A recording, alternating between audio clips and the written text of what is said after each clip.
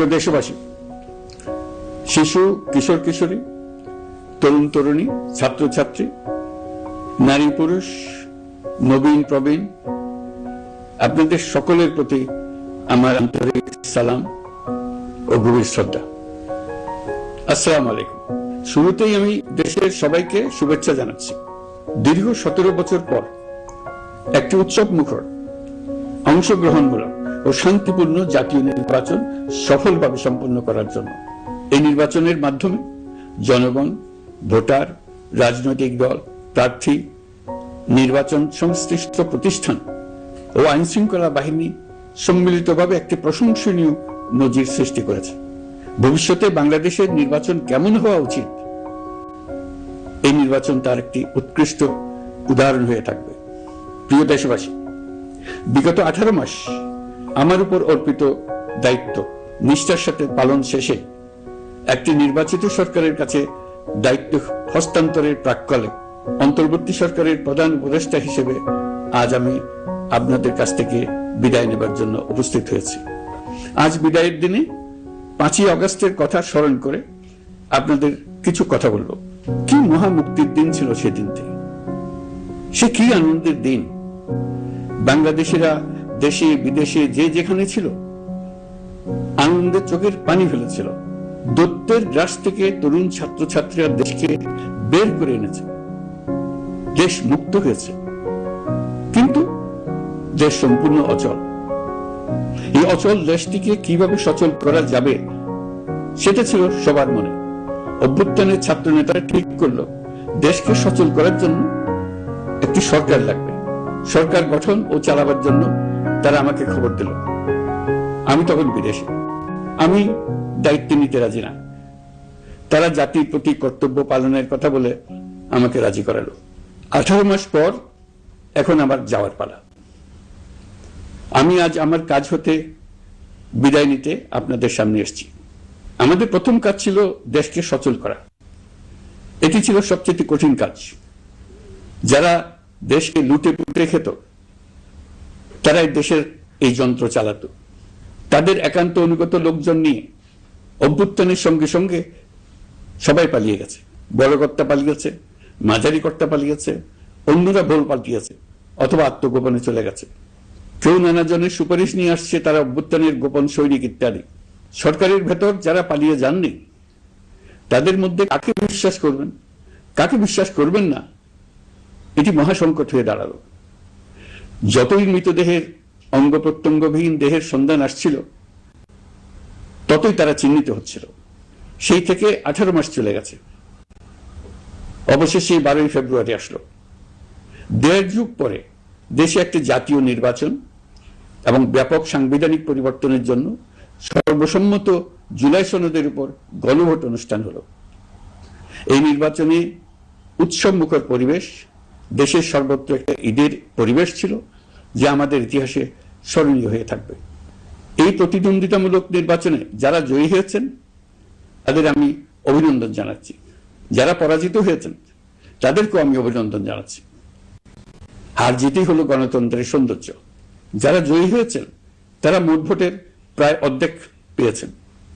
যারা জয়ী হতে পারেননি তারাও মোট ভোটের অর্ধেক পেয়েছেন। যারা জয়ী হতে পারেননি তারা এই জেনে আশ্বস্ত হবেন যে প্রায় অর্ধেক ভোটার আপনাদের উপর আস্থা রেখেছে। আগামী দিন নতুন সরকার দায়িত্ব গ্রহণ করবে। এর মাধ্যমে আমাদের 18 মাসের দায়িত্বের সমাপ্তি হবে। 24শে জুলাই মাসে বাংলাদেশের মানুষ এক অভূতপূর্ব অভ্যুত্থানের মধ্য দিয়ে তাদের মুক্তি, আকাঙ্ক্ষা ও মর্যাদার দাবি উচ্চারণ করেছিল। সেই সময় দেশ একটি গভীর রাজনৈতিক, অর্থনৈতিক, প্রাতিষ্ঠানিক ও মানবিক সংকটে নিপতিত ছিল। রাষ্ট্রযন্ত্রের উপর মানুষ আস্থা হারিয়ে ফেলেছিল। গণতন্ত্র হয়েছিল ধূলিসাৎ, ভবিষ্যৎ ছিল অনিশ্চিত। ঠিক সেই সংকটময় সময়ে আমাকে আহ্বান জানানো হয়েছিল একটি লক্ষ্য সামনে রেখে বাংলাদেশকে আবার স্বাভাবিক জীবনে ফেরানোর জন্য 3টি দায়িত্ব দেওয়া হয়েছিল: সংস্কার, বিচার এবং নির্বাচন। আমি ও আমার সহকর্মীরা সবাই আমরা সেই অঙ্গীকার রক্ষার চেষ্টা করে গেছি। কোথায় কতটুকু সাফল্য অর্জন করতে পেরেছি, কোথায় ব্যর্থ হয়েছি, সে বিচারের ভার আপনাদের উপর থাকলো। আমাদের প্রচেষ্টায় কোনো ঘাটতি ছিল না। আমরা মানবতা বিরোধী অপরাধ, দুর্নীতি ও অনিয়মের বিচার প্রক্রিয়াকে রাজনীতি ও প্রতিশোধের ঊর্ধ্বে রেখেছি। আমরা ভঙ্গুর প্রতিষ্ঠানগুলোর প্রশাসনিক, বাণিজ্যিক, আর্থিক সংস্কারে হাত দিয়েছি, যাতে ভবিষ্যতে কোনো সরকার জনগণের ইচ্ছার বিরুদ্ধে নিজেকে স্থাপন করতে না পারে। আর সর্বোপরি আমরা একটি উৎসবমুখর, অবাধ, নিরপেক্ষ, শান্তিপূর্ণ, পরিচ্ছন্ন ও বিশ্বাসযোগ্য জাতীয় নির্বাচনের আয়োজন করেছি, যার মাধ্যমে জনগণ আবার তাদের ভোটাধিকার ফিরে পেয়েছে। এই নির্বাচন কেবল একটা ক্ষমতা হস্তান্তরের প্রক্রিয়া নয়, এটি বাংলাদেশের গণতান্ত্রিক ব্যবস্থার নতুন অভিযাত্রার সূচনা, নতুন বাংলাদেশের জন্ম। এই অর্জনের পেছনে যারা ছিলেন, জুলাইয়ে রাস্তায় নেমে আসা প্রতিবাদকারী তরুণ তরুণীরা, সেই সাহসী মানুষগুলো, শহীদ ও আহতরা, তাদের প্রতি আমি গভীর শ্রদ্ধা ও কৃতজ্ঞতা জানাচ্ছি। তাদের অভূতপূর্ব ত্যাগ ছাড়া এই পরিবর্তন সম্ভব হতো না। এই প্রক্রিয়া সফল করতে দেশের আবালবৃদ্ধ বনিতা সকলেই সহযোগিতা করেছেন। প্রাতিষ্ঠানিক দিক থেকে দেশের রাজনৈতিক দলসমূহ, নির্বাচন কমিশন, সকল আইনশৃঙ্খলা বাহিনী, সশস্ত্র বাহিনী, সরকারি কর্মকর্তা কর্মচারী ও প্রশাসনের প্রতিটি স্তরের সদস্যরা আন্তরিক সহযোগিতা করেছেন। আপনাদের প্রতি আমার আন্তরিক কৃতজ্ঞতা রইল। আপনাদের ধৈর্য, পেশাদারিত্ব ও আস্থার উপর ভর করেই এই পথ চলা সম্ভব হয়েছে। প্রিয় দেশবাসী, 24-এর গণঅভ্যুত্থানের সময় দেয়ালে দেয়ালে তরুণরা যে নতুন বাংলাদেশের স্বপ্ন এঁকেছিল, তার কেন্দ্র ছিল প্রাতিষ্ঠানিক সংস্কার। সেই প্রত্যাশা বাস্তবায়নে অন্তর্বর্তী সরকার প্রায় 130টি নতুন আইন ও সংশোধনী প্রণয়ন করেছে এবং প্রায় 600টি নির্বাহী আদেশ জারি করেছে, যা প্রায় 84% ইতিমধ্যে বাস্তবায়িত হয়েছে। এই সংস্কার সমূহ নাগরিক অধিকারকে সংহত করেছে, বিচার ব্যবস্থাকে শক্তিশালী করেছে এবং গুম, খুন ও বিচার বহির্ভূত হত্যার সংস্কৃতি যেন আর কখনো ফিরে না আসে সেটা নিশ্চিত করেছে। আমরা দায়িত্ব গ্রহণের সময় দেশের আইন শৃঙ্খলা পরিস্থিতি ছিল অত্যন্ত ভঙ্গুর। থানাগুলো ছিল পুলিশ শূন্য, জনগণের মধ্যে আস্থার বদলে ভয় ও শঙ্কা তৈরি হয়েছিল। ধাপে ধাপে আমরা সেই অবস্থার পরিবর্তন ঘটিয়েছি। আজ পুলিশ আর মারণাস্ত্র ব্যবহার করে না, বেআইনিভাবে কাউকে তুলে নিয়ে যায় না, বন্দুক যুদ্ধের নামে হত্যা করে না। পুলিশ ও গোয়েন্দা বাহিনীর ভয়ে কাউকে ডিলিট বাটন চাপতে হয় না। জনবান্ধব ও জবাবদিহিমূলক বাহিনী হিসেবে 2025 প্রণয়ন করা হয়েছে। বিচার বিভাগকে স্বাধীন ও শক্তিশালী করতে পৃথক সচিবালয় গঠন, বিচারক নিয়োগের স্বচ্ছ কাঠামো এবং দেওয়ানি ও ফৌজদারি আইনে যুগান্তকারী সংস্কার করা হয়েছে। সেপারেশন অব জুডিশিয়ারির জন্য মাজদার মামলার রায় আমরা বাস্তবায়ন করে গেলাম। গুমকে মানবতার বিরুদ্ধে অপরাধ হিসেবে স্বীকৃতি দিয়ে আন্তর্জাতিক অপরাধ ট্রাইব্যুনাল আইন সংশোধন করা হয়েছে। বিচার প্রক্রিয়াকে স্বচ্ছ করতে রায় সরাসরি সম্প্রচারের সুযোগ, বিদেশি আইনজীবী নিয়োগ এবং অন্তর্বর্তী আপিলের বিধান যুক্ত করা হয়েছে। বাংলাদেশ যেন আর কখনো মানবাধিকারহীন রাষ্ট্রে পরিণত না হয় সেই লক্ষ্যে জাতীয় মানবাধিকার কমিশন অধ্যাদেশ জারি করা হয়েছে এবং কমিশন গঠন করা হয়েছে। প্রিয় দেশবাসী, একটি সমাজ তখনই উন্নত হয় যখন তার নারীরা নিরাপদ, সম্মানিত ও সমান অধিকার প্রাপ্ত।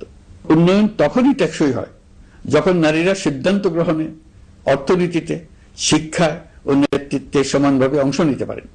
যে নতুন বাংলাদেশের স্বপ্ন আমরা দেখছি, নারীদের অগ্রযাত্রা ছাড়া তা গড়ে তোলা সম্ভব নয়। নারী ও শিশু সুরক্ষায় যৌন হয়রানি প্রতিরোধ অধ্যাদেশ, পারিবারিক সহিংসতা প্রতিরোধের অধ্যাদেশ এবং নারী ও শিশু নির্যাতন দমন আইন সংশোধন করা হয়েছে।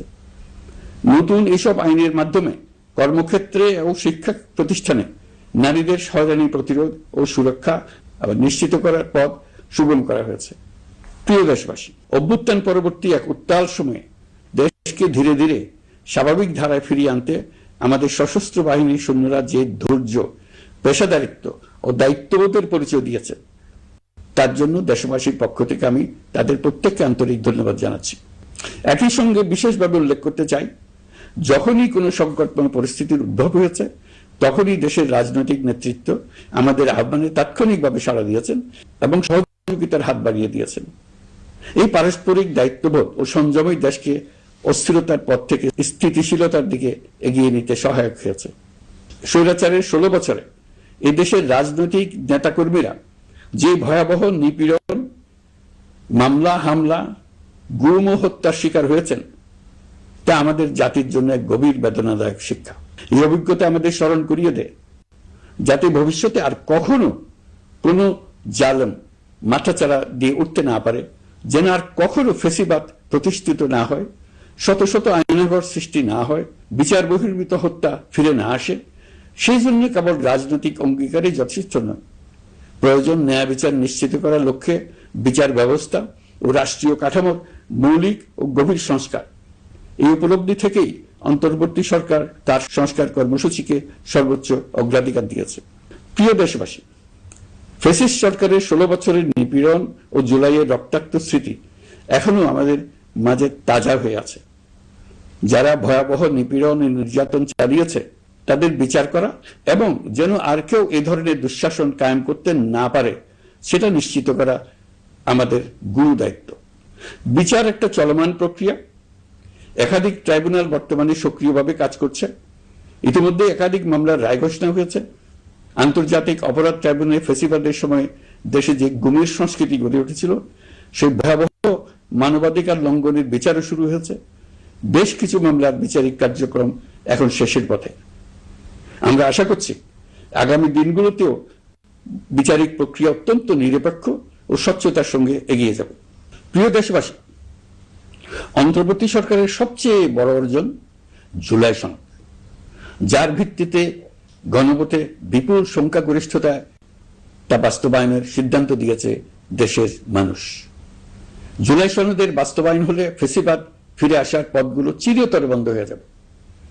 আশা করব এটা নির্ধারিত সময়ের সীমার মধ্যেই বাস্তবায়ন হবে। অন্তর্বর্তী সরকারের ছোট বড় ভালো মন্দ অনেক কথা ভুলে গেলেও জুলাই সনদের কথা জাতি কখনো ভুলবে না।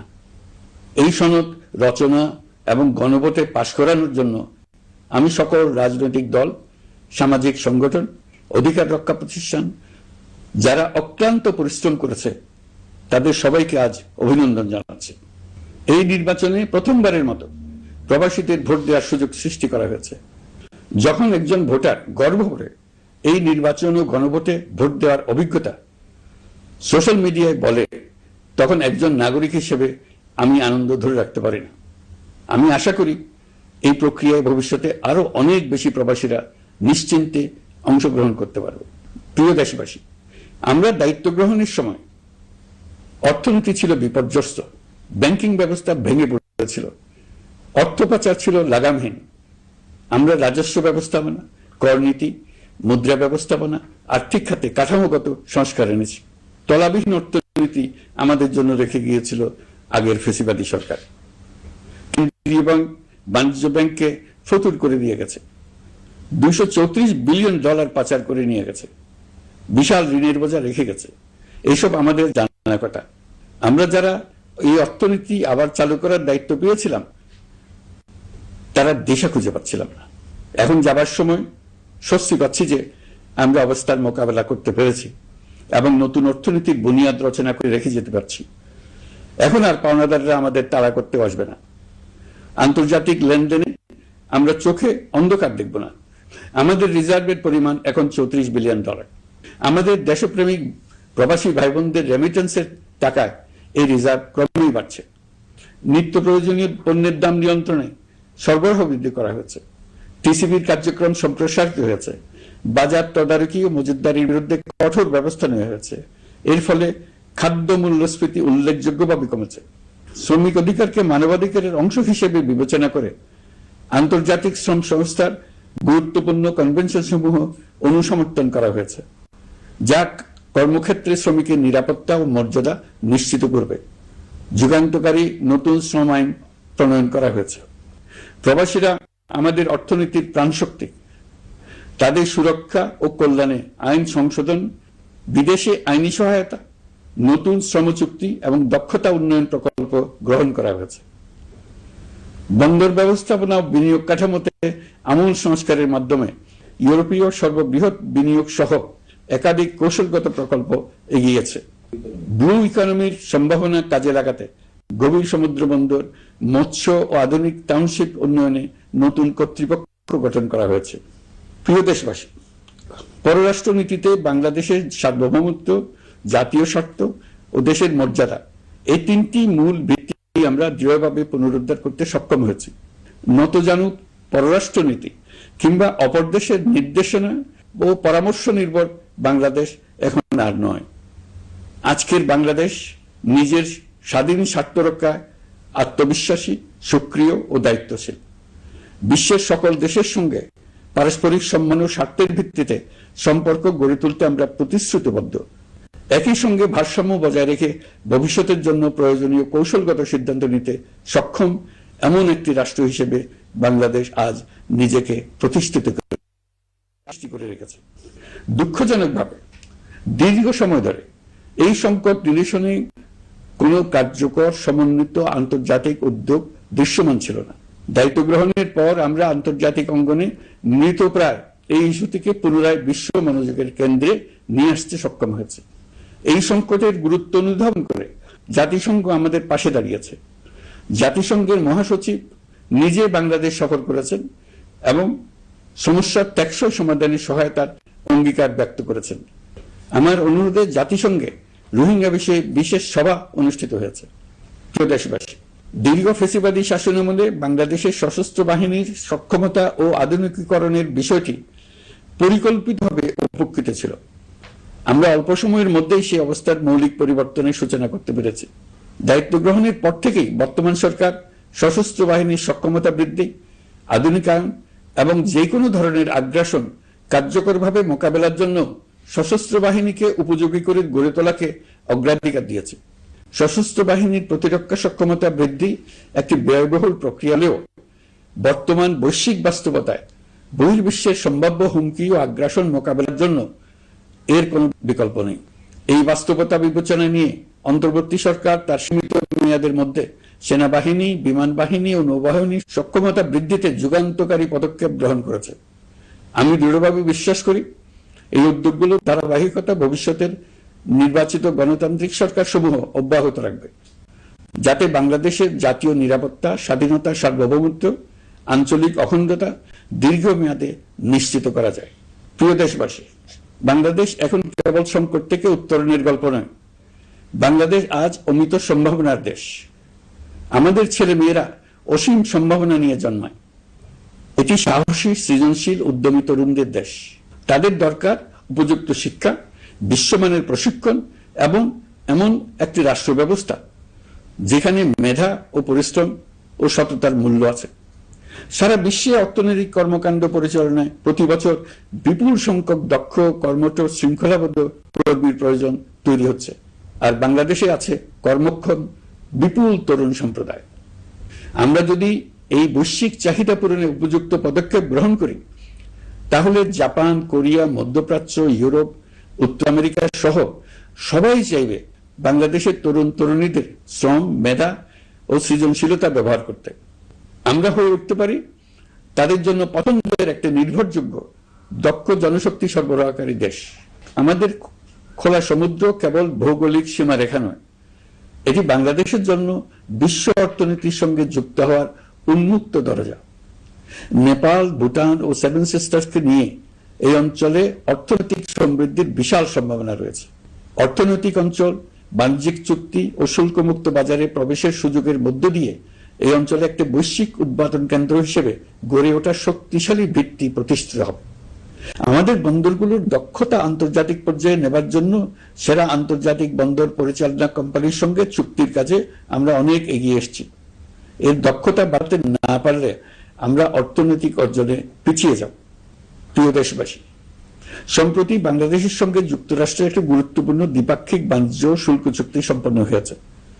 এই চুক্তি কেবল একটি বাণিজ্যিক সুবিধা নয়, এটি বাংলাদেশের অর্থনীতি, কর্মসংস্থান, শিল্পায়ন এবং আন্তর্জাতিক কূটনৈতিক অবস্থানকে দীর্ঘমেয়াদে শক্তিশালী করার জন্য একটি কৌশলগত ভিত্তি হিসেবে কাজ করবে। এই চুক্তির ফলে যুক্তরাষ্ট্রের বাজারে বাংলাদেশের জন্য প্রযোজ্য পারস্পরিক শুল্কভার, রেসিপ্রোকাল ট্যারিফ 37% থেকে 19% কমে এসছে। এই চুক্তির একটা বিশেষ দিক হলো যুক্তরাষ্ট্রে উৎপাদিত তুলা ও কৃত্রিম তন্তু ব্যবহার করে তৈরি পোশাক পণ্যে শূন্য পারস্পরিক শুল্ক সুবিধা। এটা একটা মস্ত বড় সুবিধা। এর মাধ্যমে যুক্তরাষ্ট্রের বাজারে শুল্ক সুবিধা পাওয়ায় বাংলাদেশি পোশাক আরো কম দামে যুক্তরাষ্ট্রে প্রবেশ করবে। যুক্তরাষ্ট্রের তুলা ব্যবহারের ফলে আমাদের সরবরাহ হচ্ছে আরো বৈচিত্র্যময় ও স্থিতিশীল হবে। এটি বাংলাদেশের পোশাক শিল্পকে উচ্চ মূল্যের ও উন্নত মানের পণ্যের দিকে অগ্রসর হওয়ার সুযোগ করে দেবে। প্রিয় দেশবাসী, বাংলাদেশের অর্থনৈতিক ভবিষ্যৎ টেকসই, বৈচিত্র্যময় ও প্রযুক্তি নির্ভর করার লক্ষ্যে জাপানের সঙ্গে সম্পাদিত অর্থনৈতিক অংশীদারিত্ব চুক্তি একটি ঐতিহাসিক ও কৌশলগত অগ্রগতি। এই অংশীদারিত্বের একটি গুরুত্বপূর্ণ সুফল হল উৎপাদন ও রপ্তানির বহুমুখীকরণ। জাপানের সঙ্গে সহযোগিতার ফলে অটোমোবাইল যন্ত্রাংশ, ইলেকট্রনিক্স, রেলওয়ে সরঞ্জাম, গ্রিন টেকনোলজি এবং উচ্চ মূল্যের শিল্পপণ্যে বাংলাদেশ ধাপে ধাপে যুক্ত হতে পারবে। এতে আমাদের ঝুঁকি কমবে এবং বৈশ্বিক বাজারে বাংলাদেশের অবস্থান আরো শক্তিশালী হবে। পৃথিবীর শিল্পোন্নত দেশগুলো আমাদের দেশে বিনিয়োগ করবে শুধু জাপানে শুল্কমুক্ত রপ্তানির সুবিধা গ্রহণ করার জন্য।